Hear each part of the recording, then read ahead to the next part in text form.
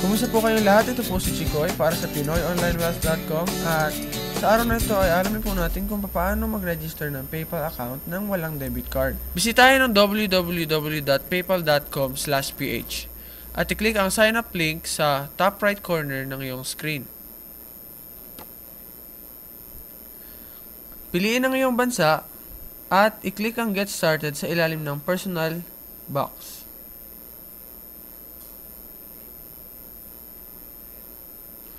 Dito ay kailangan mo ilagay ang lahat ng iyong impormasyon. Email address, password, unang pangalan, gitnang pangalan at apelyido, pati ang iyong birth date at address.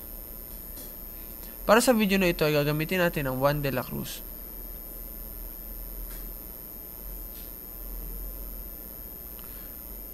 Sa birth date, kailangan ng buwan, ang araw at ang taon. Nationality ay Philippines para sa Filipino. Ilagay ang address,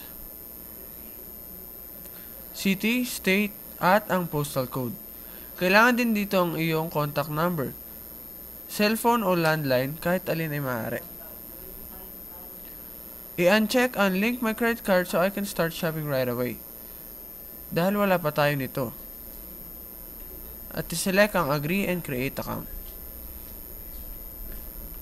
Pagkatapos ito ay tatanungin ka ulit tungkol sa iyong credit card. I-click lamang ang Go to My Account para hindi na ito lagyan. Ganyan lamang po ang pag-register ng PayPal account. Gusto mo bang matutong kumita online? Subscribe na para maging updated sa mga bagong videos.